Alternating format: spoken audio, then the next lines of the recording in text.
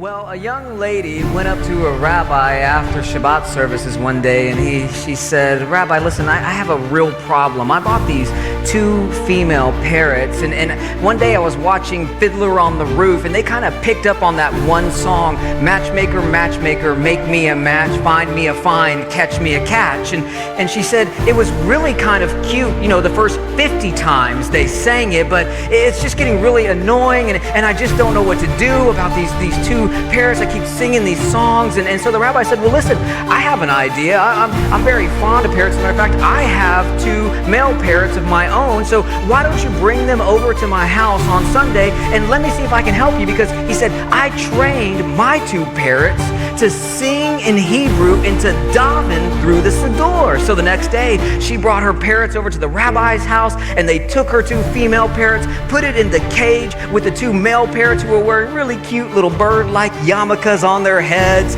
and they were davening in Hebrew and praying. And all of a sudden, the two female parrots came in the cage, and they started singing, "Matchmaker, matchmaker, make me a match, find me a find, and catch me a catch."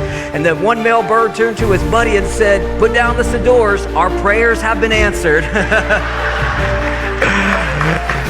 Oh, let's say it together like you mean it. Ha-fok ba, de kola ba, ha-fok ba, Mashiach ba. Turn it and turn it, everything you need is in it. Turn it and turn it, the Messiah is in it. Amen. Today I want to talk to you about the name of God, El Elyon. Everybody say El Elyon. El Elyon has the right to overrule. This is a powerful name of God. It is so incredible what it means to be able to call our God El Elyon. There is none higher than him, and there should be none before him. He is El Elyon.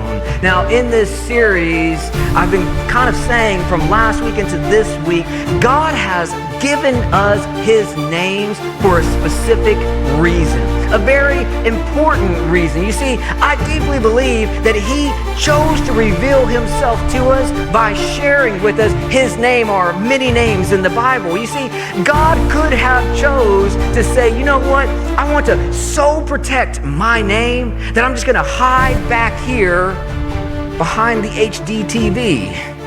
And I'll whisper to them, but I'll never reveal my name to them." But our God took a chance on us, on you, and decided to reveal his name to you. Now listen, this is powerful. Do you know that Muslims believe that there are 99 names of God, but yet that there is one name that they don't know? They call it the nameless God. Do you know that some Christian theologians agree with their Muslim counterparts that there is a name of God that we don't know? And as cute as that sounds, as theologically straightforward as that may seem, it's completely unbiblical. God revealed his name to us, chose to make himself known. And when he revealed himself to us, he didn't walk up to us and say, "Hi, I'm the nameless God." He walked up to Abraham after 25 years and said, "Hello, Abram, I'm El Shaddai. It's nice to meet you." He revealed his name to us. And when he revealed his name to us, he meant for us to do something with that name. In giving his name, he summons us to make use of that name when calling upon him. It's not as if he gave us his name and it was just a kind of introduction. His name had power. So much power that all of our great ancestors believed when your back was against the wall, you didn't call on Bob, you didn't call on Harry, you didn't call on your best friend, you called on the name of God. You lifted up his name. Do you remember what King David said in Psalm 91, 1-2? "You who sit down in El Elyon's presence, spend the night in Shaddai's shadow. Say this, God, you are my refuge. I trust in you and I am safe." See, King David knew what it was like to have his back against a wall, a literal cave wall. And he wasn't calling on the name of his mighty three men. Do you know what name he was calling on? The name of El Elyon, the Most High God. Because when you call on his name, it says he is like a strong tower. The righteous run into it and they find refuge. His name is powerful. Now you can say the name Michael Val and you'll probably get the lint out of my pockets. But when you say the name El Elyon, heaven trembles, the earth shakes, mountains move, stars get in alignment because he is El Elyon, the God who overrules. He is powerful. You see, in the Bible, anytime somebody calls upon the name El Elyon, everybody say El Elyon. That means God Most High. Anytime the name El Elyon, God Most High, is the name to call upon when you need a situation overruled. There's nothing that you can do in your power. You have no ability to do anything about this thing. There's no army that you can muster. There's no bank big enough to take care of the problem. You need a God-sized answer. That's El Elyon. Remember in 1963, the United States finally started to turn the corner and integrate our schools. Do you remember this? To go from segregated schools to integration. And you remember in Alabama was the front line of the battle. You remember that?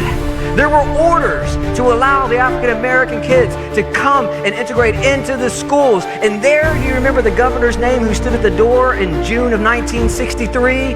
George Wallace. And remember, he stood there with the state troops and he said, we're not going to let them in. We refuse to submit to this order. Remember, he wasn't even going to let the students come in. But there was somebody with a greater authority than Governor George Wallace. And his name was President Kennedy. And President Kennedy said, listen, I'm telling you, I have the power to overrule you, and I'm sending federal troops to you, and you can either stand there or I will get you out of the way. And let me tell you who won that battle. Kennedy did.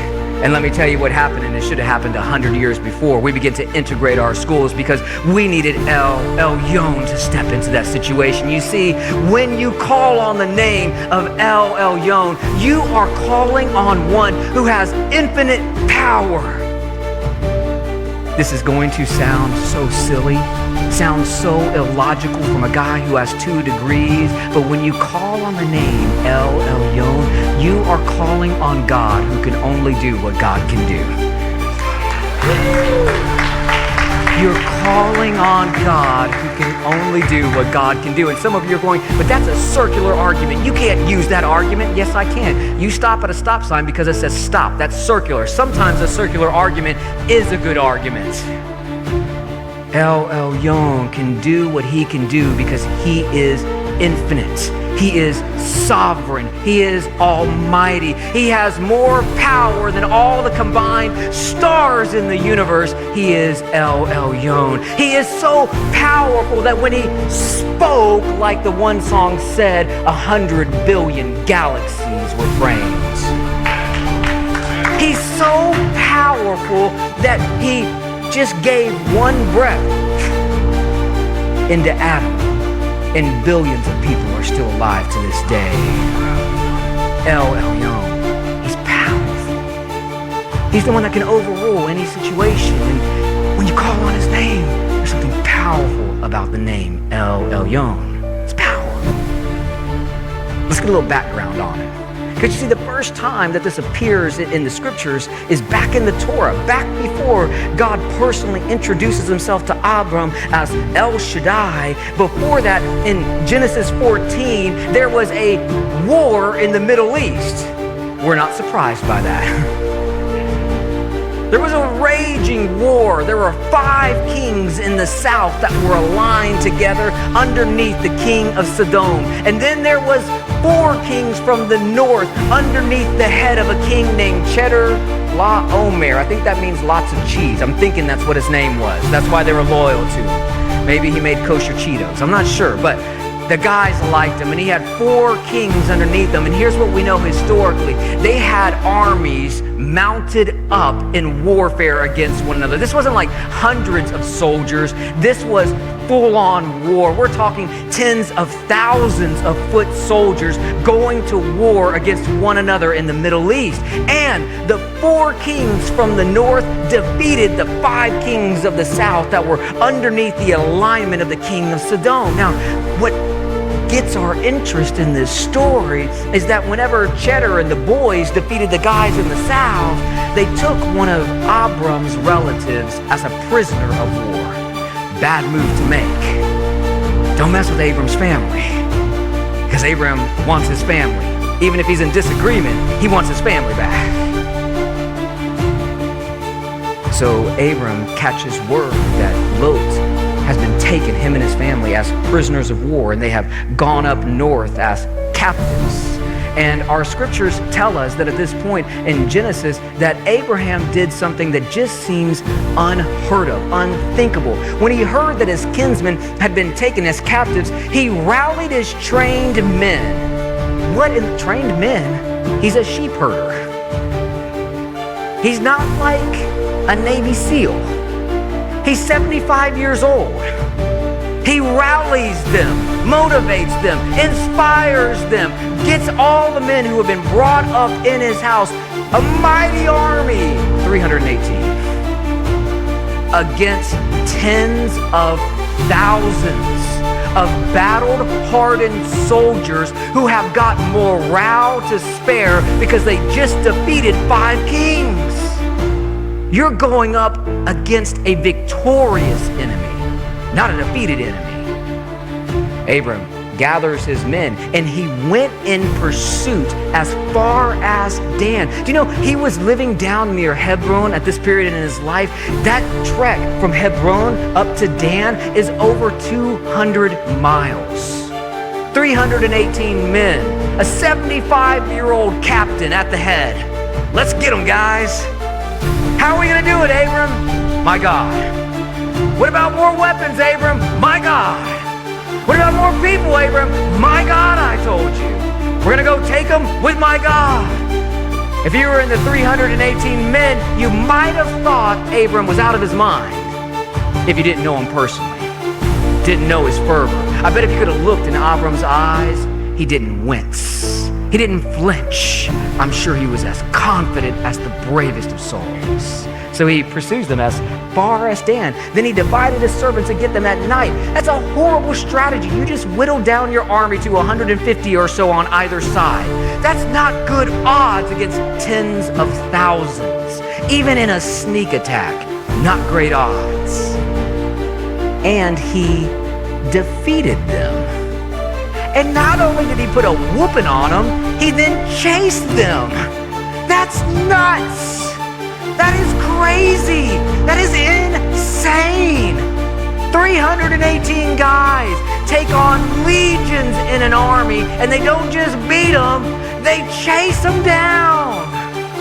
They went all the way as far as Hova, which is north of Damascus. Look, do you get this? Abram, with 318 men, stormed their forward operating base that was in the city of Dan. You know, your forward operating base, that's where you put your soldiers who you're going to send out onto the front lines into battle. Abram storms their forward operating base in Dan. He whoops them, and then he storms their main base of operations in Damascus and puts them on the run. That's a wholesale victory. It doesn't even get any better than that. That's amazing what he does. And he brought back all the possessions. I bet the 318 guys were like, we better get some buckets for all of this stuff. Get some donkeys or something to wheel all of this back. And he brought back his kinsmen Lot and his possessions, as well as the women and all of the other people.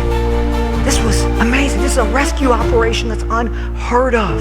75-year-old man with 318 guys behind him, and they go and defeat 4 kings with tens of thousands of soldiers. Who has ever heard of such a thing? That's amazing. Think about how unbelievable this is in the natural. I mean, I know we've got some trained military, and I know we have some highly powerful men, but still, 318 against tens of thousands? Not just defeating them, but putting them on the run? That's unheard of. That's amazing. And think about this. Genesis 14. Do you realize that Abram didn't even have the assurance that righteousness was credited to him? Do you ever think about this? Is actually one chapter before God shows up and says, yeah, Abraham, I like your faith. You get righteousness for your faith. He doesn't even know any of that business yet. That'll mess with your Christian theology. He doesn't even have the assurance of a Torah or a law. He doesn't even have the assurance of circumcision. He doesn't have any of that assurance, but yet still he has full confidence in his God. And he goes out and does something that is unheard of and spectacular.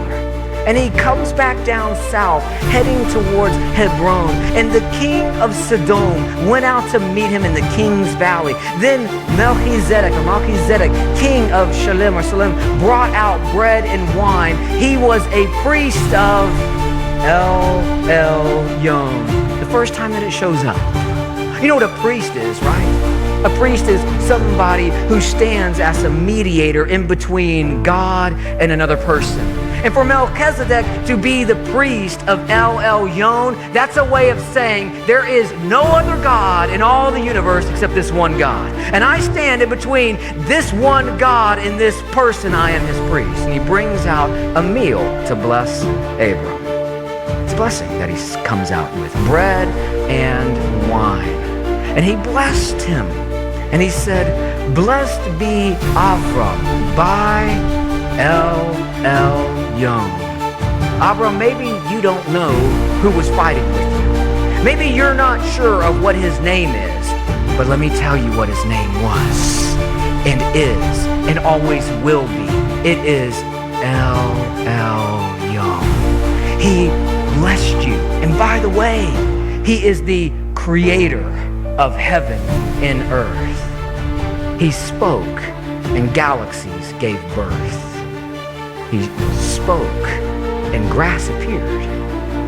Dry land was formed. Clouds were set. Stars were hung. Fish started to teem in the waters. From nothing, without the help of evolution whatsoever, he spoke and it came into being. That's El Elyon. And because he was in a hurry, he did it in 6 days. 6 literal 24-hour days. He did all this. That's the creator of heaven and earth, El Elyon. And blessed be Abram. No. Because you never bless the resource. You always bless the source. Abram's just a resource. El Elyon is the source. Blessed be El Elyon, who gave over your enemies into your hand. It wasn't that 318 men were a big deal. It could have been 5 men. It could have been 10 men. What mattered is that El Elyon stood with Avram. And when El Elyon steps into a situation, it doesn't matter how the odds are stacked against you, he gets to overrule the odds. See, that's El Elyon. And then Avram was sitting there reading the Torah perchance, and he decided to give a tenth of everything. He had no Torah. He had no law. And he gives to Melchizedek a tenth of everything. Why? Because Avram knows the difference between a resource and a source. And when you're touched by the source who created everything, it's nothing to give up resources. Thank you all 20 of you who clapped. It's powerful. Because when you know who your source is, giving away, doing, that's a small matter. Resources, 318 men. I know the source. What he can do with 318, he can make it feel like 30,000. Haven't you heard the great scriptures of old? They're not stories. They're not myths. They are true history. That our nation was built 1 man and 10 men storming walls that had 10,000s of soldiers. Why? Because with El Elyon, he can make 318 feel like legions of horses. That's the power of our God. And then the king of Sodom comes out. And he says to Abram, give me the people, the possessions you can take for yourself. Isn't it interesting? Sodom is a defeated king. He's been defeated on the battlefield. And not only has he been defeated on the battlefield, Abram just beat the guys who beat him, and now he's coming to Abram like Abram's a servant. You need to recognize who the real champion is sometimes. Isn't that a lot like Satan? Loves to come to you, walking around like he's got some real power, some real authority. He's a defeated foe.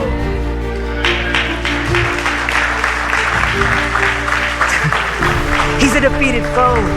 He's already lost the battle. He's a rebel that's trying to act like he has something. That's what Sodom is trying to do. And just like Satan, the king of Sodom is playing Satan's card because all he wants is just a little bit of the glory from Abraham. You don't got to give me all the glory, Abraham. Just give me some of the glory. Let me have a part in this matter. Do you remember what Abram said? Sure, I'll give you half. Is that what he said? Thank you, all 100 of you that knew the answer to that one. Abram said to the king of Sodom, that defeated foe, I've raised my hand in an oath to Adonai, El Elyon, he's repeating Melchizedek, the creator of the heaven and earth, not a thread. I won't give you a single sandal strap of all that is yours. I don't want any of it. Because you cannot say, I've made Abram rich. I don't need anything from you. Don't want your blessing, not looking for your benefit. You can have it all back. Here you go. Because let me tell you something, when you take in the world's blessing, when you take in sin's blessing, when you allow it to come in your life, it's never a blessing, it's always a stronghold. And it will always cost you more than you could possibly imagine. Abram goes, I don't need you. I've got El Elyon. Didn't you just see what happened over there? Do you think I'm worried about resources? I know the source.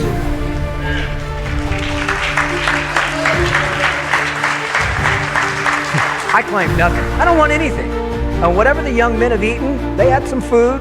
The share of the men who went with me, if they want to take some, that's their business. Let them take their share. But for Abram, I don't want any of it. Take it all back, including the people.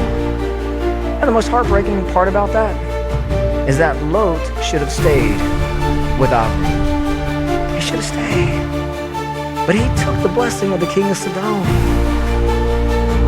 It's a picture of worldliness, of somebody who's been touched by the heart of God, but yet still goes after the world. At some point, you also got to tell the king of Sodom, you know what? I actually like to stay back here with Abram. He knows the source. He knows El Elyon. You see, because Abram made El Elyon his source, he could overrule anything in Avram's life. He could overrule legions of armies. He could overrule his body being 99 years old. Why? Because that's the kind of power that he has. See, for every single one of us in this room, his name has been given to us for the same reason that it was given to Abram, to call upon him, to overrule situations. When you feel like your back is against the wall, do you know who's in your corner? Do you know who your real source is? You guys don't get this. Yeah, I don't think y'all get this. This is so powerful. I had a family here at Beth Messiah. I don't want to say who they are. You know, like a lot of families went to undergraduate school, then went to graduate school and came out and just had a lot of debt. That just happens. A lot of school loans and a lot of debt. And they've been faithful, they've been giving, and they've been faithful to pay their student loans, and they've been working behind the scenes, talking to the loan officers and banks and all of this different stuff. And they owed it was between, I think, a little over $20,000 or so that they had left on their student loans. And that's a pretty large sum of money. But they were trusting God that he could do the impossible. Just believing that God could do something, do anything, because they believe deeply that if we are faithful, God will be faithful on his end. He's El Elyon. He's got all the resources of heaven at his disposal. He's the source. Anyway, I'm so excited about this. So the daddy was talking to me this last week, and he said, we got a phone call. We now owe $0.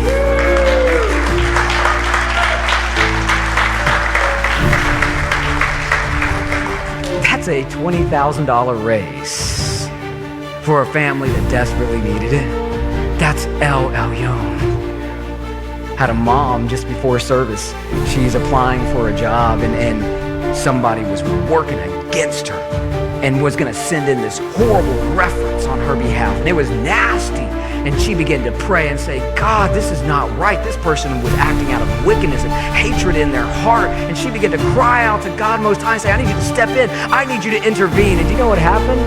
God stepped in and intervened. She got the job interview and she's waiting on the second call back because she's going to get that job. You see, that's El Elyon. That's power. He silenced the mouth of the accuser. That's powerful. I was talking to a dad this last week. Do y'all mind if I tell a few stories? Is that all right? Because I love what God is doing in y'all's lives. I was talking to another dad who might happen to play drums here at Beth Messiah. And we were just going back and forth in my office about the power of our God and about the power of the Most High. And he said, you know, Rabbi Michael, I remember one time when one of my boys was really young and he came into our bed one night and he said to us, the crooked monster is getting into my bed. And he goes, well, that's real cute. You mean the cookie monster? And he said, no, the crooked monster. And he said, crooked monster? And he began to talk to his son and he began to describe this thing. And it was not the cookie monster. It was something that was satanic. And Daddy said, no, I'm not gonna have that. And he went into his son's room and he began to pray. And I mean, when he prayed, it was like, oh God, you know, please bless this house. It was, devil, get out of my home. I take authority over you in the name of Yeshua. It was a father standing on the word of God. And I mean, he started crying out and saying, not today, devil. You don't get it today. You don't get my son today. Well, this daddy, the next morning, his son came to him and said, Dad, there was 2 men in my room last night. And his dad said, what? 2 what were in your room? He said, there was 2 men in the room. And he said, what they look like? And he began to describe them. And he said, they were these big angelic beings that were sitting in the corner of his room. Now this dad, he was, you know, a little skeptical. So he went to the youth leader that his children were going to at that time and asked them, hey, have y'all been teaching my kids about angels and stuff like that? They said, no. Have y'all been showing them pictures? No. And he went back to his son and his son told him again. He said, Dad, there were 2 angels in my room. You see, that's El Elyon. I think I knocked my TV out of circuit stomping on the floor up here. See, listen, that's the power of our God. When you understand who it is that is on your side, it literally causes hell to tremble.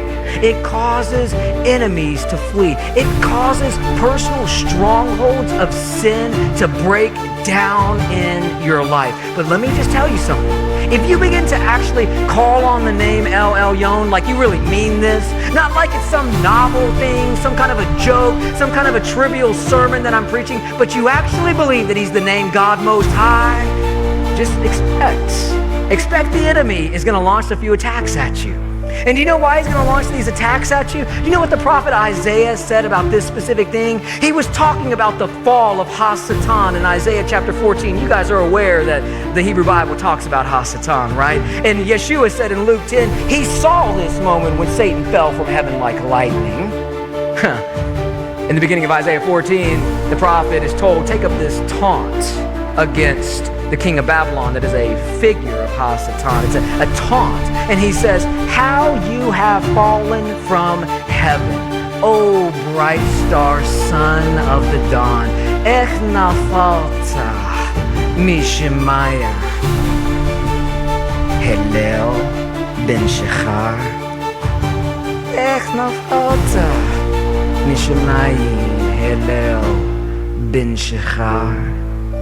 See, bright star up there, it's the Hebrew word Hillel.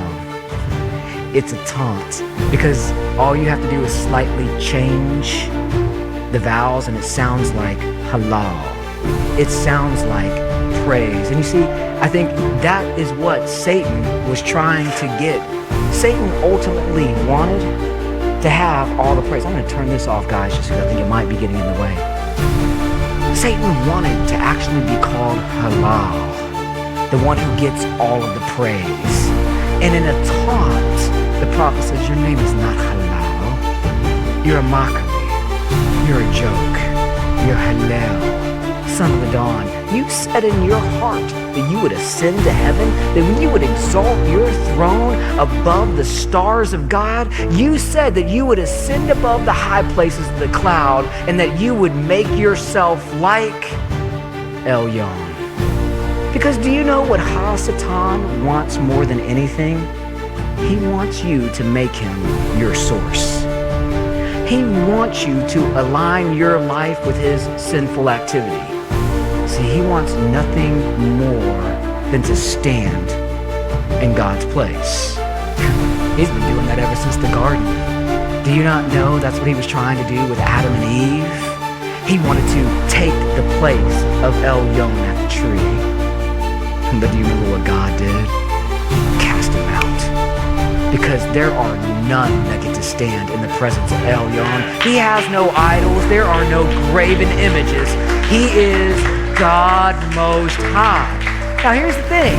If you really believe this in your heart, do you realize that demonic forces, including Satan, recognize this about you? Don't you know whenever Yeshua was there at the Garden of the Gerasenes, he's about to cast a demon, not just one demon, but it actually says a legion of demons out of a man. And do you remember what they called Yeshua? What's between you and me, Yeshua? Son of El Elyon.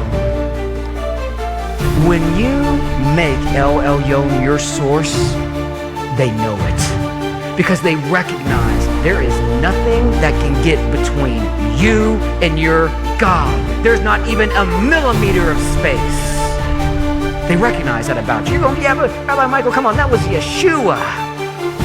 Well, do you remember when Rabbi Paul is about to cast it out of a demonic girl? Do you remember what that girl says? Is possessed with a spirit. These men are servants of El Elyon, who are proclaiming to you the way of salvation. Folks, when you make El Elyon your fortress, when you make him your refuge, when you call upon him, when you begin to realize that he is your source, and it doesn't matter what resource you have, he is your source, all of the dark forces of the universe recognize you're a servant of El Elyon. You're a daughter of El Elyon. You're a son of the Most High. See, that's powerful. Because even the demonic world can recognize that there's a millimeter of space between you and El Elyon. But when he is your refuge, when he is your stronghold, this changes everything. But this is where most believers fail. Can I give you an example of what I mean? I want to show you guys something. Because this is where most believers, they don't get how powerful this is. And because they don't get how powerful this is, they never really get victory over Ha-Satan like they should. They don't understand how to do this in such a way that by equipping and arming themselves with the name of El Elyon, they actually begin to get real victory over Ha-Satan and real victory over private sin in their life. No, we're not filming the Monsters movie. We're not doing part number 4. Some of you thought the door was going to pop out and something was going to happen. You see, Psalm 91 says that there's a battle that's going on, that there's a believer that's on this side of the door. And if you are trying by your own might to battle Ha-Satan, if you're trying to do this on your own power, on your own strength, here's what your spiritual life feels like. It feels like this constant tug of war. It feels like you're always battling and like the door never always gets shut or really ever stays closed. Because you see, when you're battling like this, you've really not made El Elyon your resource. You're still trying to do it on your own. But the scriptures say that when you make the Most High your resource, when you call on the name of El Elyon and you say, he is my fortress, he is my refuge, it says that he will come and that El Elyon actually shuts the door for you. And see, the Bible says that El Elyon stands at the door. And that when you're behind the door back here, it says that what you need to do is submit to El Elyon and that the devil will flee from you.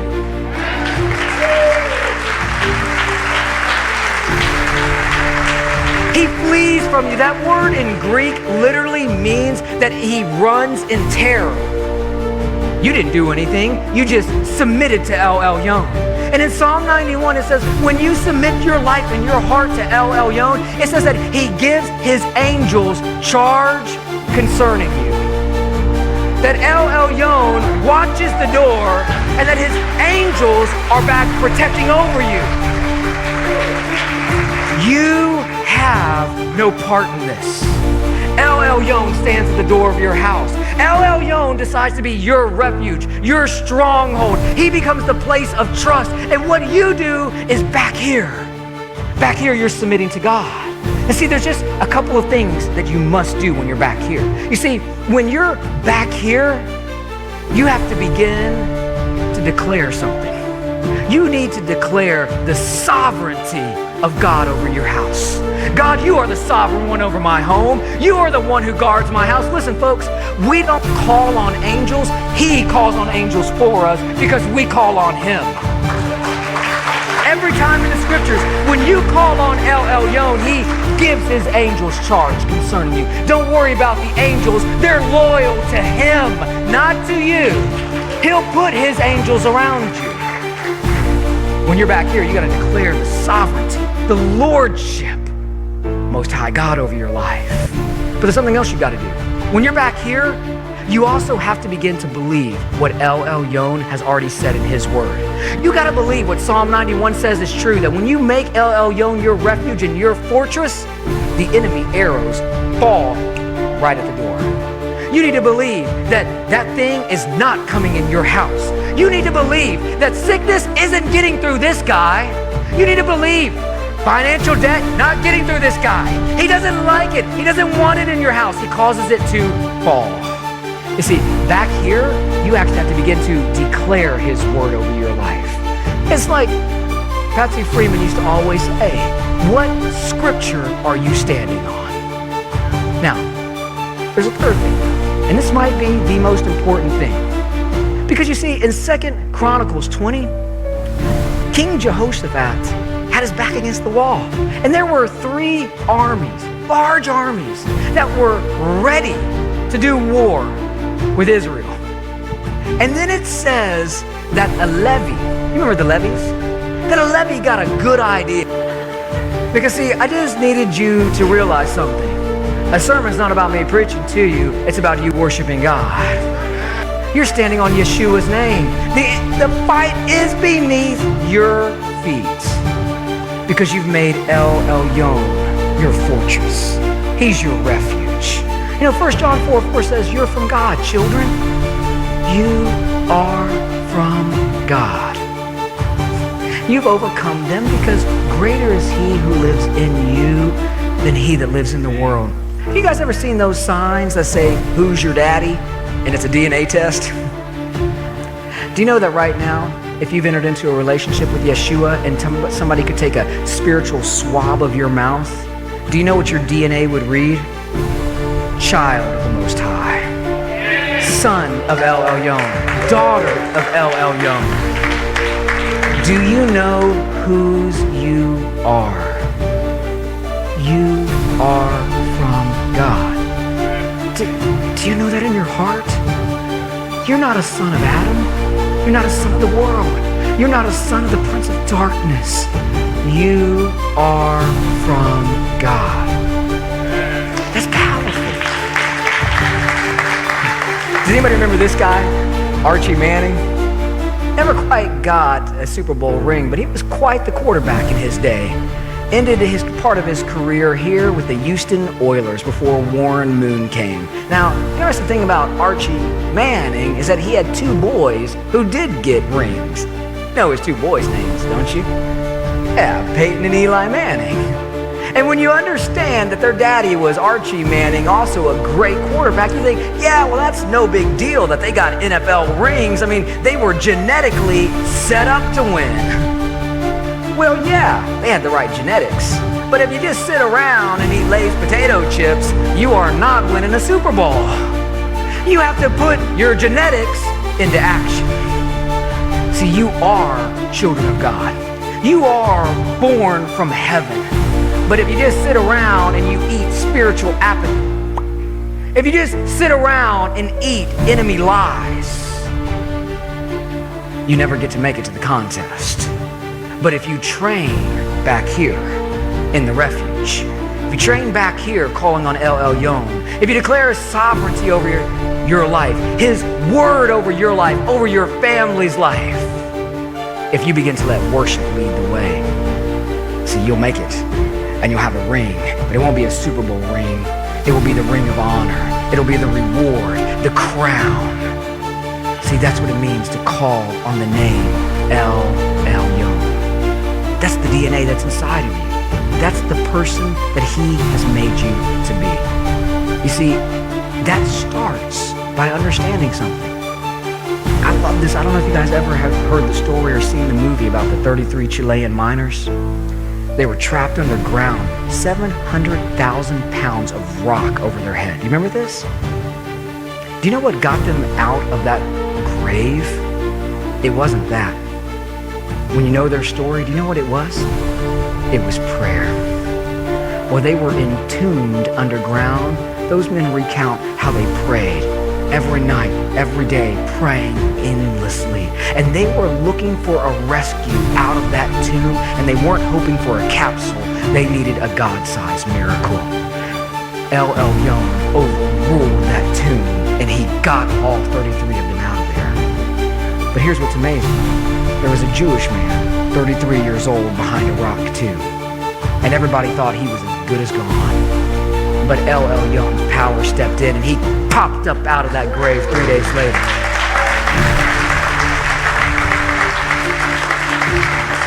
When you have a relationship with El Elyon and you know His Son Yeshua, you are His child. And that relationship starts by just calling on the name Yeshua.